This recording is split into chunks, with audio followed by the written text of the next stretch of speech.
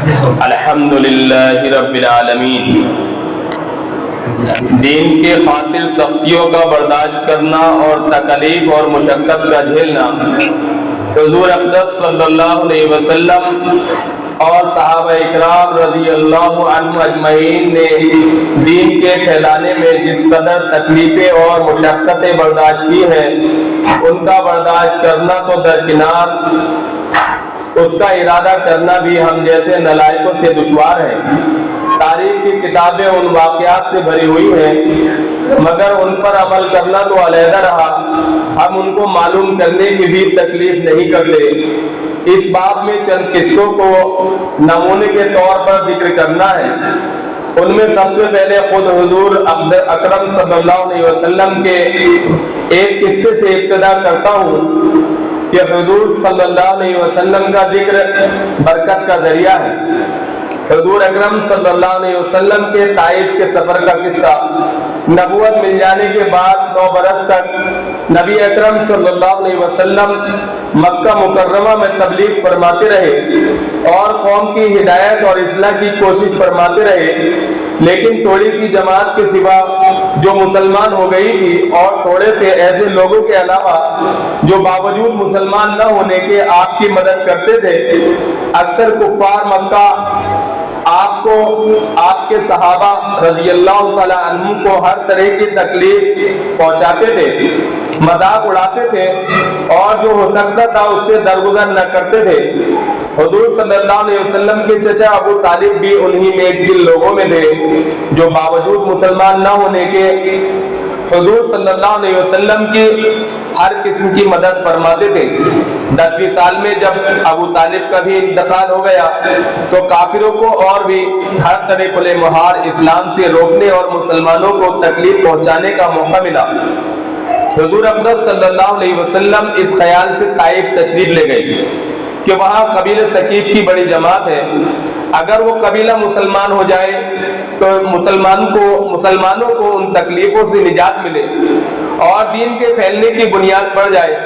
وہاں پہنچ کر قبیلے کے 3 سرداروں سے جو بڑے درجے کے سمجھے جاتے تھے گفتگو فرمائی اور اللہ تعالیٰ کے دین کی طرف بلایا اور اللہ کے رسول صلی اللہ علیہ وسلم کی یعنی اپنی مدد کی طرف متوجہ کیا، مگر ان لوگوں نے بجائے اس کے کہ دین کی بات کو قبول کرتے یا کم سے کم عرب کی مشہور مہمان نوازی کے لحاظ سے ایک نوبارد مہمان کی خاطر مدارات کرتے، صاف جواب دے دیا اور نہایت بے رخی اور بد اخلاقی سے پیش آئے۔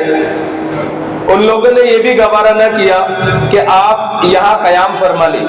جن لوگوں کو سردار سمجھ کر بات کی تھی کہ وہ شریف ہوں گے اور مذہب گفتگو کریں گے، ان میں سے ایک شخص بولا کہ اوہ، آپ ہی کو اللہ تعالیٰ نے نبی بنا کر بھیجا ہے۔ دوسرا بولا کہ اللہ کو تمہارے سوا کوئی اور ملتا ہی نہیں تھا کہ رسول جس کو رسول بنا کر بھیجتے۔ تیسرے نے کہا میں تجھ سے بات کرنا نہیں چاہتا، اس لیے کہ اگر تو واقعی نبی ہے جیسا کہ دعویٰ ہے تو تیری بات سے انکار کر دینا مصیبت سے خالی نہیں، اور اگر جھوٹ ہے تو میں ایسے شخص سے بات کرنا نہیں چاہتا۔ اس کے بعد ان لوگوں سے نا امید ہو کر حضور اکرم صلی اللہ علیہ وسلم نے اور لوگوں سے بات کرنے کا ارادہ فرمایا کہ آپ تو ہمت اور استقلال کے پہاڑ تھے، مگر کسی نے بھی قبول نہیں کیا، بلکہ بجائے قبول کرنے کے حضور صلی اللہ علیہ وسلم سے کہا کہ ہمارے شہر سے فوراً نکل جاؤ اور جہاں تمہاری چاہت کی جگہ ہو وہاں چلے جاؤ۔ حضور اکرم صلی اللہ علیہ وسلم جب ان سے بالکل مایوس ہو کر واپس ہونے لگے تو ان لوگوں نے شہر کے لڑکوں کو پیچھے لگا دیا کہ آپ کا مذاق اڑائیں، تالیاں پیٹے، پتھر مارے، حتیٰ کہ آپ صلی اللہ علیہ وسلم کے دونوں جوتے خون کے جاری ہونے سے رنگین ہو گئے۔ حضور اقدس صلی اللہ علیہ وسلم اسی حالت میں واپس ہوئے۔ جب راستے میں ان شریروں سے اطمینان ہوا تو حضور صلی اللہ علیہ وسلم نے یہ دعا مانگی، اے اللہ، تجھی سے شکایت کرتا ہوں میں اپنی کمزوری یا بے کسی کی اور لوگوں میں ذلت اور رسوائی کی۔ اے ارحم الراحمین، تو ہی ضعف کا رب ہے اور تو ہی میرا پروردگار ہے۔ تو مجھے کس کے حوالے کرتا ہے؟ کسی اجنبی بیگانے کے جو مجھے دیکھ کر سرشرو ہوتا ہے اور منہ چڑھاتا ہے، یا کہ کسی دشمن کے جس کو تو نے مجھ پر قابو دے دیا، اے اللہ اگر تو مجھ سے ناراض نہیں ہے تو مجھے کسی کی بھی پرواہ نہیں ہے، تیری حفاظت مجھے کافی ہے، میں تیرے چہرے کے اس نور کے طفیل جس سے تمام اندھیریاں روشن ہو گئیں اور جس سے دنیا اور آخرت کے سارے کام درست ہو جاتے ہیں، اس بات سے پناہ مانگتا ہوں کہ مجھ پر تیرا غصہ ہو یا تو مجھ سے ناراض ہو۔ تیری ناراضگی کا اس وقت تک دور کرنا ضروری ہے جب تک تو راضی نہ ہو، نہ تیرے سوا کوئی طاقت ہے نہ قوت۔ مالک الملک کی شان قہاری کو اس پر جوش آنا ہی تھا کہ حضرت جبرائیل علیہ السلام نے آ کر سلام کیا اور عرض کیا کہ اللہ تعالیٰ نے آپ کی قوم کی وہ گفتگو جو آپ سے ہوئی سنی اور اس کے جوابات سنے، اور ایک فرشتے کو جس کے متعلق پہاڑوں کی خدمت ہے آپ کے پاس بھیجا ہے کہ آپ جو چاہے اس کو حکم دیں۔ اس کے بعد اس فرشتے نے سلام کیا اور عرض کیا کہ جو ارشاد ہو میں اس کی تعمیل کروں، اگر ارشاد ہو تو دونوں جانب کے پہاڑوں کو ملا دوں جس سے یہ سب درمیان میں کچل جائے، یا جو سزا آپ تجویز فرمائیں۔ حضور صلی اللہ علیہ وسلم کی رحیم و کریم ذات نے جواب دیا کہ میں اللہ سے اس کی امید رکھتا ہوں کہ اگر یہ مسلمان نہیں ہوئے تو ان کی اولاد میں سے ایسے لوگ پیدا ہوں جو اللہ کی پرستش کرے اور اس کی عبادت کرے۔ قاعدہ یہ ہے اخلاق اس کریم ذات کے جس کے ہم نام لیوا ہیں کہ ہم ذرا سی تکلیف سے کسی کی معمولی سی گالی دینے سے ایسے بھڑک جاتے ہیں کہ پھر عمر بھر اس کا بدلہ نہیں اترتا، ظلم پر ظلم اس پر کرتے رہتے ہیں اور دعویٰ کرتے ہیں اپنے محمدی ہونے کا، نبی کے پیرو بننے کا۔ نبی کریم صلی اللہ علیہ وسلم اتنی سخت تکلیف اور مشقت اٹھانے کے باوجود نہ بددعا فرماتے ہیں نہ کوئی بدلہ لیتے ہیں۔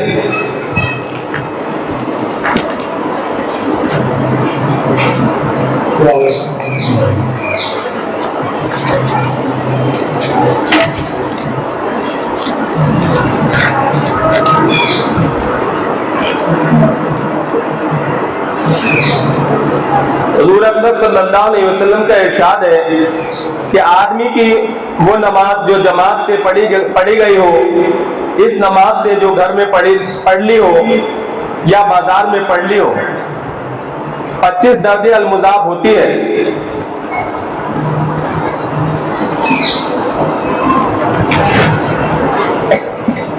اور بات یہ ہے کہ جب آدمی وضو کرتا ہے اور وضو کو کمال درجے تک پہنچا دیتا ہے، پھر مسجد کی طرف نماز کے ارادے سے چلتا ہے، کوئی اور ارادہ اس کے ساتھ شامل نہیں ہوتا، تو جو قدم بھی رکھتا ہے اس کی وجہ سے ایک نیکی بڑھ جاتی ہے اور ایک خطا معاف ہو جاتی ہے، اور پھر جب نماز پڑھ کر اس جگہ بیٹھا رہتا ہے تو جب تک باوضو بیٹھا رہے گا فرشتے اس کے لیے مغفرت اور رحمت کی دعا کرتے رہتے ہیں، اور جب تک آدمی نماز کے انتظار میں رہتا ہے وہ نماز کا ثواب پاتا رہتا ہے۔ فائدہ یہ پہلی حدیث میں 27 درجے کی زیادتی بتلائی گئی تھی اور اس حدیث میں 25 درجے کی۔ ان دونوں حدیثوں میں جو اختلاف ہے علماء نے اس کے بہت سے جوابات تحریر فرمائے ہیں جو شروع حدیث میں مذکور ہے۔ من جملہ ان کے یہ ہے کہ یہ نمازیوں کے حالات کے اختلاف کی وجہ سے ہے کہ بعضوں کو 25 درجے کی زیادتی ہوتی ہے اور بعضوں کو اخلاص کی وجہ سے 27 کی ہو جاتی ہے۔ بعض علماء نے نماز کے اختلاف پر معمول فرمایا ہے کہ سری نمازوں میں 25 ہے اور جہری میں 27 ہے۔ بعد نے 27 عشاء اور صبح کے لیے بتلایا ہے کہ ان دونوں نمازوں میں جانا مشکل معلوم ہوتا ہے، اور 25 باقی نمازوں میں۔ بعض شرح نے لکھا ہے کہ اس امت پر اللہ تعالیٰ کی طرف سے انعامات کی بارش برتی چلی گئی، جیسا کہ اور بھی بہت سی جگہ اس کا ظہور ہے۔ اس لیے اول 25 درجے تھا، بعد میں 27 ہو گیا۔ بعض شرح نے ایک عجیب بات سمجھی ہے، وہ کہتے ہیں کہ اس حدیث کا ثواب پہلی حدیث سے بہت زیادہ ہے، اس لیے کہ اس حدیث میں یہ ارشاد نہیں ہے کہ وہ 25 درجے کی زیادتی ہے، بلکہ یہ ارشاد ہے کہ 25 درجے المضاف ہوتی ہے، جس کا ترجمہ دو چند اور دو گنا ہو جاتا ہے، یعنی یہ کہ 25 مرتبہ تک 2 گنا اجر ہوتا چلا جاتا ہے۔ اس صورت میں جماعت کی ایک نماز کا ثواب 3,35,54,432 درجے ہوا۔ حق تعالی شانہ کی رحمت سے یہ ثواب کچھ بعید نہیں، اور جب نماز کے چھوڑنے کا گناہ ایک حکم ہے جو پہلے باب میں گزرا، تو اس کے پڑھنے کا ثواب بھی یہ ہونا قرین قیاس بھی ہے۔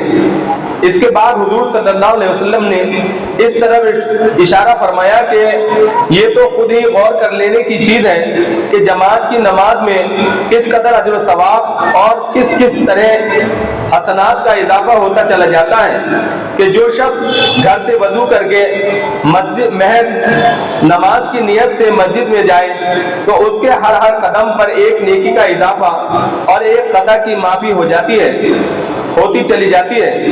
بنو سلمہ مدینہ طیبہ میں ایک قبیلہ تھا، ان کے مکانات مسجدوں سے دور تھے، انہوں نے ارادہ کیا کہ مسجد کے قریب ہی کہیں منتقل ہو جائے۔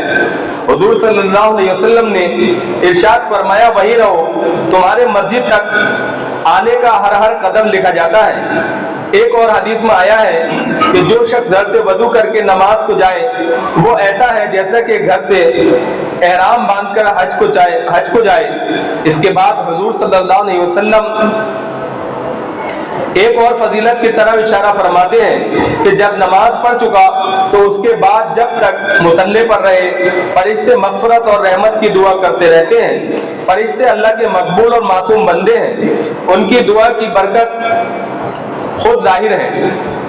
محمد بن سما رحمۃ اللہ علیہ ایک بزرگ عالم ہے جو امام ابو یوسف رحمۃ اللہ علیہ، امام محمد رحمۃ اللہ علیہ کے شاگرد ہیں۔ 103 برس کی عمر میں انتقال ہوا۔ اس وقت 200 رکعت نفل روزانہ پڑھتے تھے۔ کہتے ہیں کہ مسلسل 40 برس تک میری ایک مرتبہ کے علاوہ تکبیر اولا فوت نہیں ہوئی، صرف ایک مرتبہ جس دن میری والدہ کا انتقال ہوا ہے، اس کی مشغولی کی وجہ سے تکبیر اولا فوت ہو گئی تھی۔ یہ بھی کہتے ہیں کہ ایک مرتبہ میری جماعت کی نماز فوت ہو گئی تھی، تو میں نے اس وجہ سے کہ جماعت کی نماز کا ثواب 25 درجے زیادہ ہے، اس نماز کو 25 دفعے پڑھا تاکہ وہ عدد پورا ہو جائے۔ تو خواب میں دیکھا کہ ایک شخص کہتا ہے کہ محمد 25 دفعہ نماز تو پڑھ لی، مگر ملائکہ کی آمین کا کیا ہوگا؟ ملائکہ کی آمین کا مطلب یہ ہے کہ بہت سی احادیث میں یہ ارشاد نبوی آیا ہے کہ جب امام سورہ فاتحہ کے بعد آمین کہتا ہے تو ملائکہ بھی آمین کہتے ہیں۔ جس شخص کی آمین ملائکہ کی آمین کے ساتھ ہو جاتی ہے، اس کے پچھلے سب گناہ معاف ہو جاتے ہیں۔ تو خواب میں اس حدیث کی طرف اشارہ ہے۔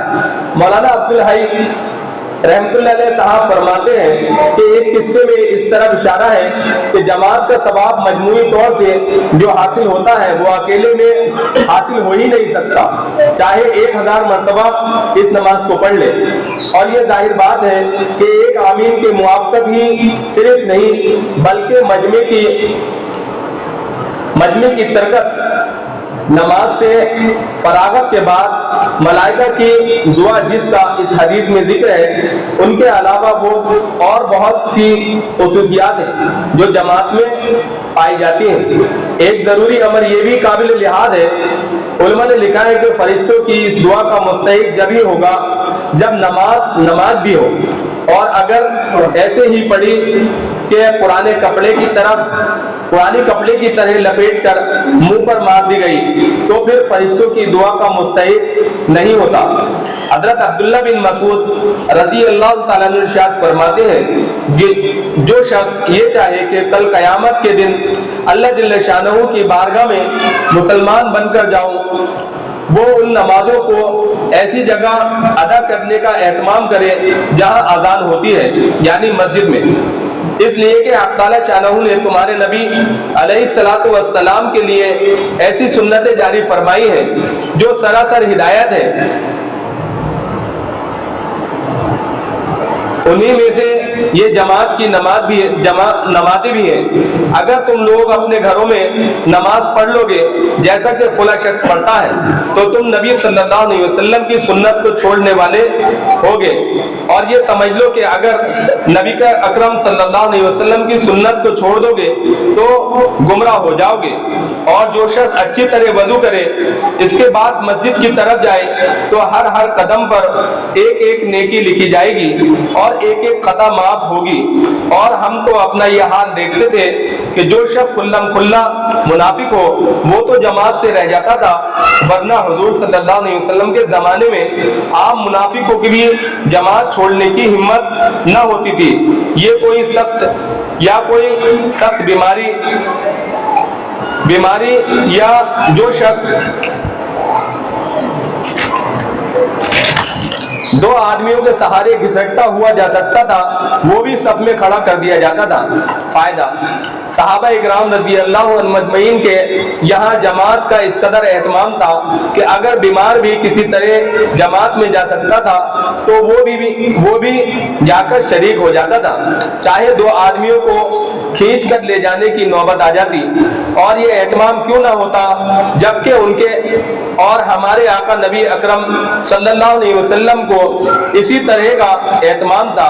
چنانچہ حضور اقدس صلی اللہ علیہ وسلم کے مرض الوفات میں یہی صورت پیش آئی کہ مرض کی شدت کی وجہ سے بار بار غشی ہوتی تھی اور کئی دفعہ وضو کا پانی طلب فرماتے تھے۔ آخر ایک مرتبہ وضو فرمایا اور حضرت عباس رضی اللہ تعالیٰ عنہ اور ایک دوسرے صحابی رضی اللہ تعالیٰ عنہ کے سہارے سے مسجد میں تشریف لے گئے کہ زمین پر پاؤں مبارک اچھی طرح جمتا بھی نہ تھا۔ حضرت ابوبکر رضی اللہ تعالیٰ عنہ نے تعمیل ارشاد میں نماز پڑھانا شروع کر دی تھی۔ حضور صلی اللہ علیہ وسلم جا کر نماز میں شریک ہوئے۔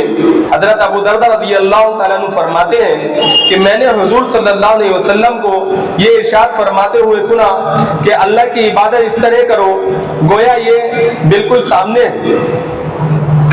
وہ بالکل سامنے ہے اور تو اس کو دیکھ رہا ہے، اور اپنے آپ کو مردوں کی فہرست میں شمار کیا کرو، زندوں میں اپنے آپ کو سمجھ ہی نہیں کہ پھر نہ کسی بات کی خوشی نہ کسی بات کا رنج، اور مظلوم کی بد دعا سے اپنے آپ کو بچاؤ، اور جو تو اتنی بھی طاقت رکھتا ہو کہ زمین پر گھسٹ کر عشاء اور صبح کی جماعت میں شریک ہو سکے تو دریغ نہ کر۔ ایک حدیث میں ارشاد ہے کہ منافقوں پر عشاء اور صبح کی نماز بہت بھاری ہے، اگر ان کو یہ معلوم ہو جاتا کہ جماعت میں کتنا ثواب ہے تو زمین پر گھسٹ کر جاتے اور جماعت سے اس کو پڑھتے۔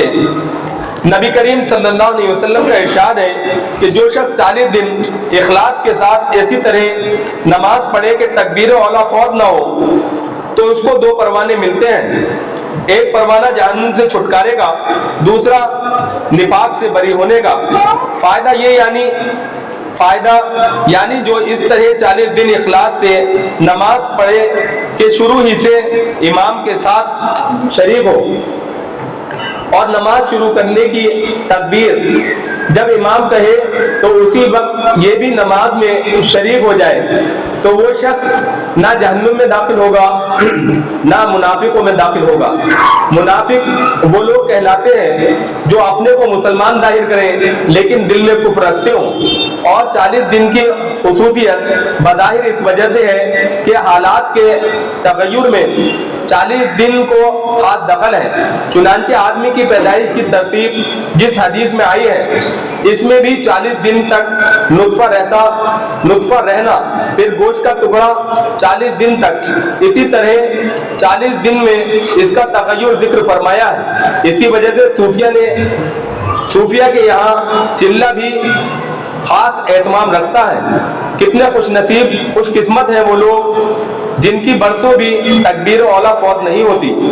نبی اکرم صلی اللہ علیہ وسلم کا ارشاد ہے کہ جو شخص اچھی طرح وضو کرے پھر مسجد میں نماز کے لیے جائے اور وہاں پہنچ کر معلوم ہو کہ जमात हो चुकी थी तो भी इसको जमात की नमाज का सवाब होगा, और इस सवाब की वजह से उन लोगों के सवाब में कुछ कमी नहीं होगी जिन्होंने जमात से नमाज पढ़ी है।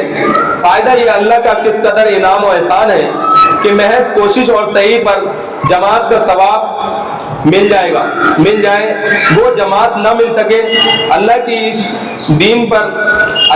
दीन पर हम लोग खुद ही ना ले तो किसी का क्या नुकसान है। और उससे ये भी मालूम हो गया कि महज इस खटके से कि जमात हो चुकी होगी, मस्जिद में जाना मुलतवी ना करना चाहिए। अगर जाकर मालूम हो कि हो चुकी है तब भी सवाब मिल ही जाएगा। अलबत्ता अगर पहले से यकीनन मालूम हो जाए तो मुज़ायका नहीं। नबी अकरम सल्लल्लाहु अलैहि वसल्लम का पाक इरशाद है कि दो आदमियों की जमात की नमाज के एक इमाम हो एक मुक्तदी अल्लाह के नजदीक चार आदमियों की अलग-अलग नमाज से ज्यादा पसंदीदा। इसी तरह चार आदमियों की जमात की नमाज 8 आदमियों की मुतफर्रिक नमाज से ज्यादा महबूब है, और 8 आदमियों की जमात की नमाज 100 आदमियों की मुतफर्रिक नमाजों से बड़ी हुई है। एक दूसरी हदीस में है, इसी तरह जितनी बड़ी जमात है, जमात में नमाज पढ़ी जाएगी वो अल्लाह को ज्यादा महबूब है मुख्तसर जमात से। फायदा जो लोग ये समझते हैं कि 2-4 आदमी मिलकर घर दुकान वगैरह पर जमात कर ले वो काफी है, अव्वल तो उसमें मस्जिद का सवाब शुरू ही से नहीं होता, दूसरी कसरत जमात के सवाब से भी महरूमी होती है। मजमा जितना ज्यादा होगा इतना ही अल्लाह ताला को ज्यादा महबूब है, और जब अल्लाह ताला की खुशनुदी के वास्ते एक काम करना है तो फिर जिस तरीके में इसकी खुशनुदी ज्यादा हो उसी तरीके से करना चाहिए। एक हदीस में आया है कि हक ताला शानहू 3 चीजों को देखकर खुश होते हैं। एक जमात की सफ को, एक उस शख्स को जो आधी रात तहज्जुद की नमाज पढ़ रहा हो, तीसरे उस शख्स को जो किसी लश्कर के साथ लड़ रहा हो।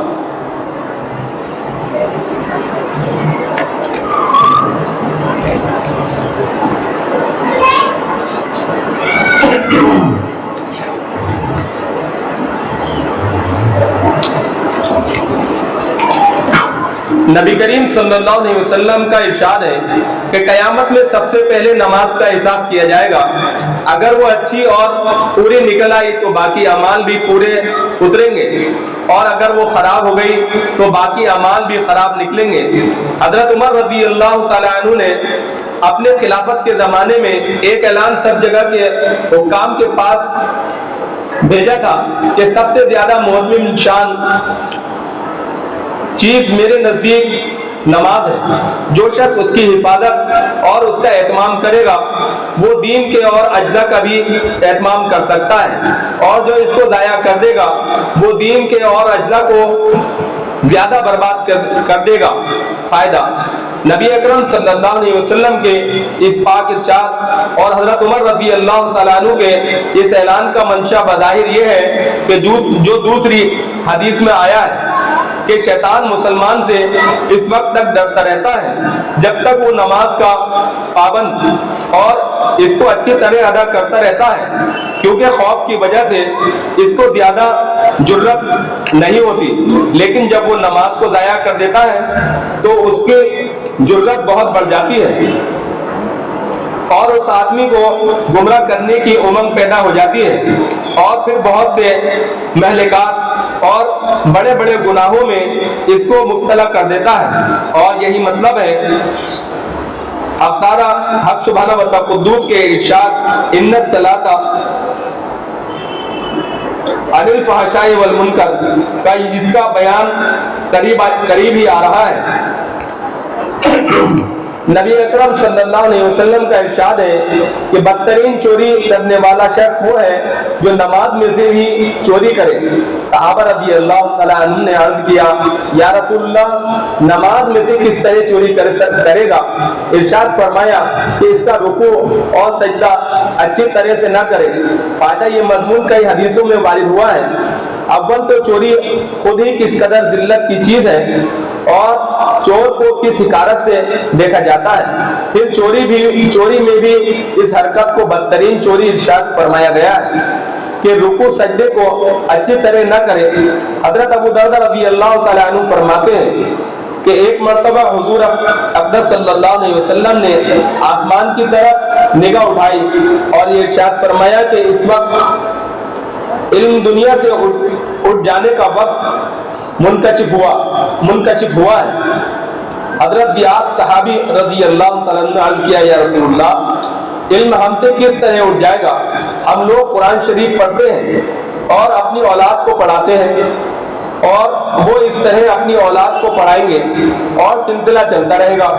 हुजूर सल्लल्लाहु अलैहि वसल्लम ने फरमाया, मैं तो तुझे बड़ा समझदार ख्याल करता था, ये यहूद नसारा भी तो तौरात इंजील पढ़ते हैं पढ़ाते हैं, फिर क्या करामत हुआ? अबू दरदा रज़ी अल्लाह तआला अन्हु के शागिर्द कहते हैं कि मैंने दूसरे सहाबी हजरत उबादा रज़ी अल्लाह तआला से जाकर ये किस्सा सुनाया। उन्होंने फरमाया कि अबू दरदा रज़ी अल्लाह तआला सच कहते हैं और मैं बताऊं कि सबसे पहले क्या चीज दुनिया से उठेगी? सबसे पहले नमाज का खुशू उठ जाएगा। तू देखेगा कि भरी मस्जिद में एक शख्स भी खुशू से नमाज पढ़ने वाला ना होगा। हजरत हुदैफा रज़ी अल्लाह तआला अन्हु जो हुजूर सल्लल्लाहु अलैहि वसल्लम के राज़दार कहलाते हैं, वो भी फरमाते हैं कि सबसे पहले नमाज का खुशू उठाया जाएगा। एक हदीस में आया है कि हक़ ताला शानहू उस नमाज की तरफ तवज्जो नहीं फरमाते जिसमें रुकू सजदा अच्छी तरह न किया जाए। एक हदीस में इरशाद है, इरशाद नबवी है कि आदमी 60 बरस तक नमाज पढ़ता है मगर एक नमाज भी कबूल नहीं होती, कि कभी रुकू अच्छी तरह करता है तो सजदा पूरा नहीं करता, सजदा करता है तो रुकू पूरा नहीं करता। हजरत मुजद्दिद अल-फ़सानी रहमतुल्लाह अलैह नूरुल्लाह मरकज़हू ने अपने मकातिब खुतूत में नमाज के एहतमाम पर बहुत जोर दिया है और बहुत से गिरामी नामों में मुख्तलिफ मज़ामीन पर बहस फरमाई है। एक गिरामी नामे में तहरीर फरमाते हैं कि सजदे में हाथों की उंगलियों को मिलाने का और रुकू में उंगलियों को अलहदा करने का एहतमाम भी जरूरी है।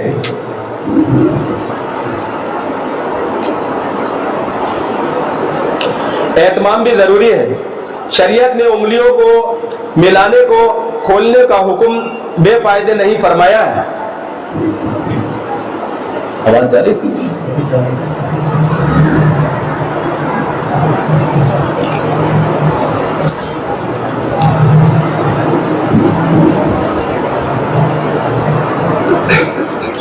और रुकू में उंगलियों को अलहदा करने का एहतमाम भी जरूरी है। शरीयत ने उंगलियों को मिलाने का खोलने का हुक्म बेफायदे नहीं फरमाया है।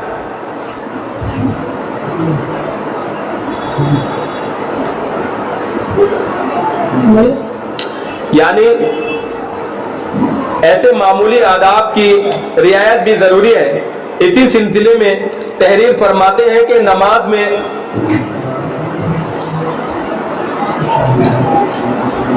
में खड़े होने की हालत में सजदे की जगह निगाह का जमाए रखना और रुकू की हालत में पाँव पर निगाह रखना और सजदे में जाकर नाक पर रखना और बैठने की हालत में हाथों पर निगाह रखना नमाज में खुशू को पैदा करता है और इस वजह से नमाज में दिल जमी नसीब होती है। आवाज तो जा रही है।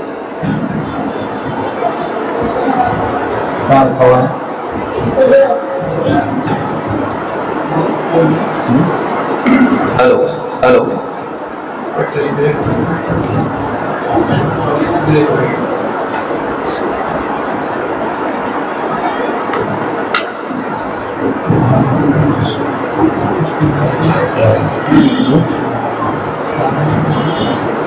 Hello hello hello hello hello बात से करो, सही करो।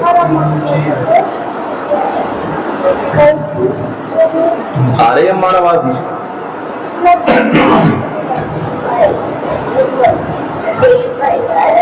Hello hello hello hello hello hello hello देखो दे दूँ गुलबा कर देंगे जाइम भाई। Hello hello hello hello hello hello